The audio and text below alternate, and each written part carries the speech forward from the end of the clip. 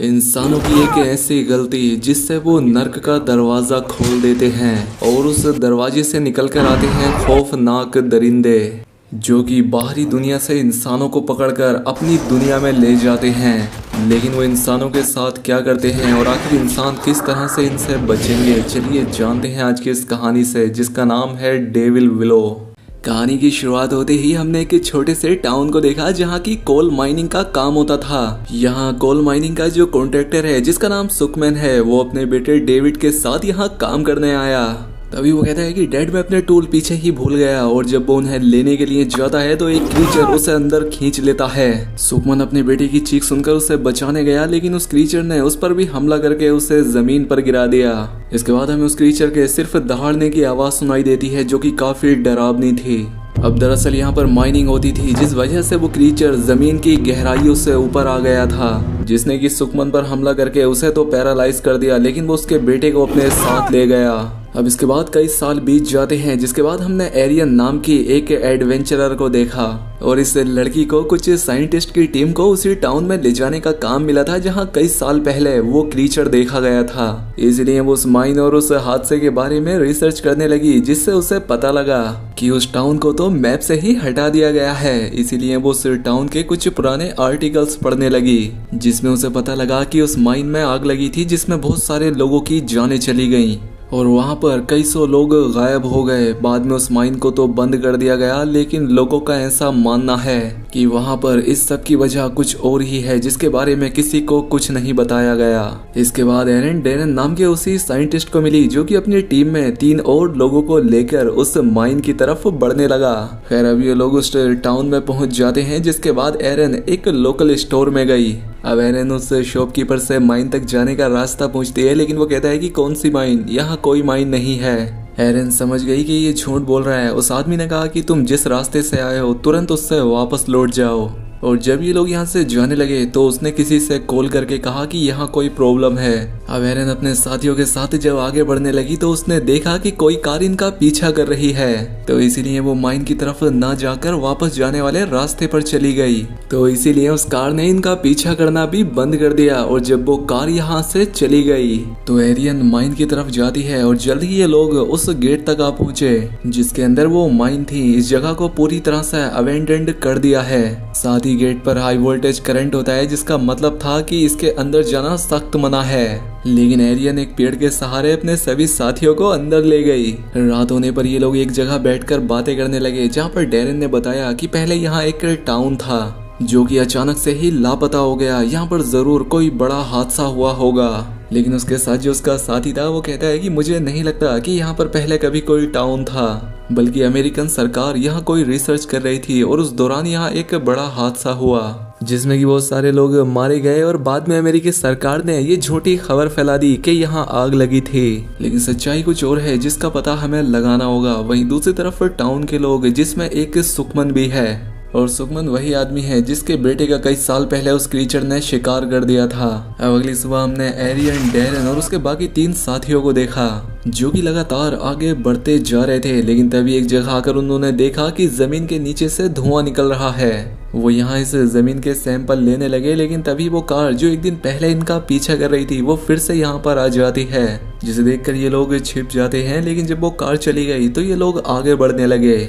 इसके बाद ये एक ऐसी जगह पहुंचे जहाँ पर बहुत सारे घर थे, लेकिन ये सभी अबेंडेंड हैं। लेकिन यहाँ एक घर ऐसा था जिसकी हालत काफी अच्छी थी और उसे देखकर लग रहा था कि शायद इसके अंदर जरूर कोई रहता होगा। जब ये लोग उसके अंदर गए तो देखा कि यहाँ पर गैसेस के कुछ सैंपल रखे थे। और जब ये लोग पीछे के रास्ते से आगे जाते हैं तो इन्हें वो माइन से मिल जाती हैं, जिन्हें देखकर ये बहुत खुश हुए। इन्होंने देखा कि माइन के अंदर जाने का जो रास्ता है उसे पूरी तरह से लोहे से कवर कर रखा है, जिसमें कि करंट भी फ्लो हो रहा था। लेकिन ये उसे डिसेबल करके उस माइन के दरवाजे को खोल देते हैं। इसके बाद इन लोगों ने एक रस्सी के सहारे कैमरा और माइक्रोफोन को नीचे भेजा। इन्हें स्क्रीन पर तो कुछ नहीं दिखता, लेकिन इन्हें ये पता लग जाता है कि अंदर बहुत ही कीमती मेटल्स हैं। खैर अब ये लोग जब अंदर की आवाजें माइक्रोफोन से सुन रहे होते हैं तभी इन्हें एक जोरदार आवाज आई, जिससे कि आवाज सुनने वाले के कानों में दर्द हो गया। और जब इन्होंने इसकी रेंज को चेक किया जो कि बहुत ज्यादा तेज होती है, अब इनमें से एक साइंटिस्ट का पैर रस्सी के पास था, जिस रस्सी से इन्होंने माइक्रोफोन नीचे भेजा था। लेकिन तभी कोई उस रस्सी को खींचने लगा जिसके साथ कि इनका एक साथी भी नीचे खींचा जाने लगा और अब वो उस माइन में गिर गया।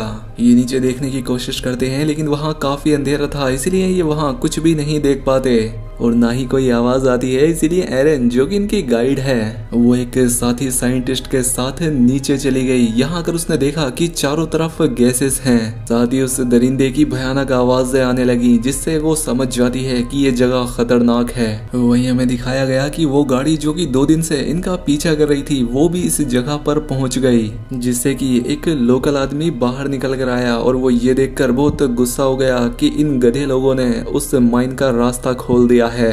वो कहता है कि तुम्हें ऐसा नहीं करना चाहिए था और अब वो रस्सियां जिनसे एरन और वो साइंटिस्ट नीचे गया था वो उन्हें काट देता है।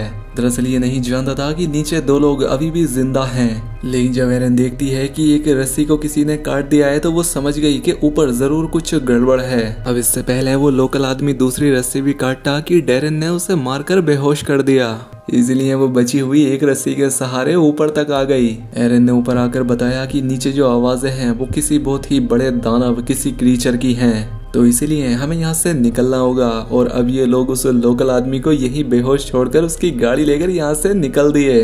ये सभी लोग जल्द से जल्द यहाँ से बाहर निकलना चाहते थे, लेकिन तभी इनकी गाड़ी का टायर फट गया, तो इसलिए अब ये लोग पैदल ही आगे बढ़ने लगे। वहीं अब रात होने पर उस लोकल आदमी को जब होश आया तो वो रेडियो से अपने साथियों को बताने लगा कि जो लोग यहाँ आए थे उन्होंने इस माइंस के रास्ते को खोल दिया है, यहाँ पर बहुत ज्यादा खतरा है। और इतने में ही वो क्रीचर आकर उस आदमी को खा जाता है। दूसरी तरफ एरियन और उसके बाकी साथी लगातार आगे बढ़ रहे थे और अब जंगल में भयानक खौफनाक आवाजें आने लगी। एरन को लगा कि शायद आसपास कोई है, इसलिए वो अपने नाइट विजन कैमरा से देखने लगी। उसने देखा कि यहाँ पर एक खौफनाक क्रीचर है जो कि उनके एक साथी को अपने साथ ले जाता है और ये देखकर ये डर के मारे यहाँ से भागने लगे। तभी ने एक ट्रक दिखाई दिया जो कि यहाँ के लोकल लोगों का था, तो ये लोग इन्हें अपने साथ बैठाकर उसी टाउन में ले आए जहाँ पर बहुत सारे लोग थे। उन्होंने देखा कि यहाँ पर उस क्रीचर की ड्राइंग है जिसका एक हाथ बहुत नोकीला है, जिससे वो अपने शिकार को पैरालाइज करके अपने साथ ले जाता है। साथ ही ये क्रीचर देख नहीं सकता और तेज आवाज इन्हें परेशान करती है।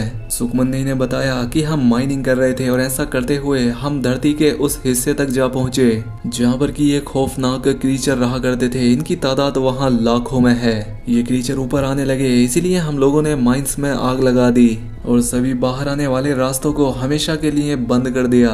हम आज तक उन रास्तों की सुरक्षा करते हैं क्योंकि हम नहीं जानते कि ये क्रीचर नीचे इंसानों को ले जाकर उनके साथ क्या करते हैं, क्योंकि ये इंसानों को मारकर खाते नहीं हैं बल्कि उन्हें धरती के नीचे ले जाते हैं। और अगर ये सब क्रीचर ऊपर आ गए तो ये इंसानियत का नामो निशान मिटा देंगे, इसलिए हमें उस होल को बंद करना होगा जिसे कि तुमने खोल दिया है। अब इन लोगों को भी ये एहसास हो गया था कि इनसे कितनी बड़ी गलती हो गई है, इसलिए एरियन, डेरन और इनके साथ जो तीसरा साथी था टाउन की एक लड़की और एक आदमी के साथ उस जगह को बंद करने के लिए निकल पड़ते हैं। लेकिन इनके आसपास काफी सारे क्रीचर्स थे, इसलिए जो टाउन का वो बूढ़ा आदमी था उसने इनसे कहा कि तुम लोग यहाँ से आगे जाओ, मैं इन्हें रोकता हूँ। इसलिए वो खुद को सेक्रीफाइस करके इन्हें आगे जाने देता है। ये चारों भागकर एक घर के अंदर आ गए, लेकिन वो क्रीचर्स अभी भी हर जगह थे। उस घर से टनल तक जाने का एक रास्ता था, तो ये सब लोग उससे नीचे जाने लगे। लेकिन यहाँ पर भी बहुत सारे क्रीचर्स होते हैं। अब जो टाउन की लड़की इनके साथ आई थी उसने कहा कि तुम सब लोग यहाँ से निकलो, मैं इन सब का ध्यान बटाती हूँ। इसीलिए वो इन क्रीचर्स को डाइवर्ट करने के लिए एक जगह पर चली गई। लेकिन क्रीचर अब भी इनका पीछा कर रहे थे, इसीलिए एरन और डेरन के साथ जो तीसरा साथी था वो अपना ग्रेनेड निकालता है। तभी क्रीचर ने उस पर हमला कर दिया और वो ग्रेनेड फटने की वजह से वो जख्मी हो गया और वो क्रीचर उसे भी अपने साथ ले जाता है। ये देखकर डेरन हिम्मत हार जाता है। वो समझ गया कि इनकी जान अब कोई नहीं बचा सकता, इसलिए वो एरियन से सच कहता है कि मैंने तुमसे झूठ कहा था, मैं यहाँ कोई रिसर्च के लिए नहीं बल्कि एक बड़ी सी कंपनी के लिए कोल ढूंढने आया था जिसने मुझे ये कॉन्ट्रैक्ट दिया है और मेरी वजह से ही इतने लोगों की जान चली गई। इसीलिए वो सदमे में वहीं पर बैठ गया। एरिन उससे कहती है कि मैं बाहर जाने का कोई रास्ता ढूंढती हूँ, तुम यहाँ से हिलना भी मत। उसे बाहर जाने का रास्ता मिल भी जाता है, लेकिन तभी एक क्रीचर उस पर हमला करके उसे कुछ वक्त के लिए पैरालाइज कर देता है। और जब उसकी आंख खुली तो वो एक राफ्ट पर होती है और उसके सामने वही क्रीचर था जो उसे कहीं ले जा रहा है। साथ ही टाउन की उस लड़की की बॉडी भी यहाँ होती है जो इनके साथ यहाँ आई थी। और अब वो क्रीचर इन्हें एक दूसरे बड़े क्रीचर के पास ले आया था जहाँ पर कि डेरेन और इनका वो साथी जिसे कि जंगल में क्रीचर ने पकड़ लिया था, वो दोनों यहाँ जिंदा होते हैं। अब यहाँ पर जो वो बड़ा क्रीचर है उसका काम है इंसानों को खाकर बच्चे पैदा करना। दरअसल धरती की गहराई में रहने वाले ये क्रीचर ऐसे क्रीचर थे जिनसे कि इंसान आज तक अनजान था, और ये चींटियों की तरह ही अपनी कॉलोनी में रहकर अपनी तादाद बढ़ाते हैं, जिसके बाद वो क्रीचर एरियन और डेरेन के उस साथी को खा जाती है। और अब एरियन की बारी आती है, लेकिन उसके पास एक ग्रेनेड होता है। ये ग्रेनेड को उस क्रीचर के मुंह में डाल देती है, जिससे कि एक बड़ा ब्लास्ट होता है, जिससे कि ये बड़ी सी क्रीचर्स मारी जाती है जो कि बाकी क्रीचर्स की रानी थी। अब ये दोनों भागते हुए उस जगह तक पहुंच जाते हैं जहां से बाहर निकलने का रास्ता है। यहाँ पर अभी तक वो रस्सी भी लटक रही थी, जिससे कि एरन ऊपर चढ़ने लगी और उसके पीछे डेरेन था। लेकिन वो छोटे क्रीचर्स तो यहाँ अभी भी थे, जिससे डेरेन समझ गया कि ये दोनों बाहर नहीं निकल सकते, तो इसीलिए वो एरियन की जान बचाने के लिए अपनी रस्सी काट देता है, जिससे कि सभी क्रीचर्स उसे मार देते हैं। और अब एरियन ऊपर पहुंच चुकी थी, जहाँ पर कि पहले से ही टाउन के लोग थे, और जब वो बाहर आ गई तो उस गड्ढे से जो भी क्रीचर बाहर निकल रहा था, टाउन के लोग उसे जला रहे थे, और एक बार फिर से उस दरवाजे को हमेशा के लिए बंद कर दिया गया, जिसे कि एरियन और उसके साथियों ने खोल दिया था। यानी कि अब खतरा टल चुका है। अब सुखमन एरियन से कहता है कि तुम्हारे पास 2 रास्ते हैं, जिसमें कि या तो तुम यहाँ से जाकर जो भी तुमने यहाँ देखा वो सब दुनिया को बता सकती हो, या फिर तुम यहीं पर हमारे साथ इस टाउन में रहो और हम साथ मिलकर इस नर्क के दरवाजे की रक्षा करेंगे। अब एरियन ने भी तय कर लिया कि वो यहीं इस टाउन में रहेगी और दुनिया को इस आने वाले खतरे से बचाएगी। और ये फिल्म यहीं पर खत्म हो जाती है। तो दोस्तों, कैसी लगी आपको इस फिल्म की कहानी, हमें कमेंट करके जरूर बताएं। चैनल पर पहली बार आए हैं तो वीडियो को लाइक और चैनल को सब्सक्राइब कर लें। मिलते हैं अगली शानदार वीडियो में।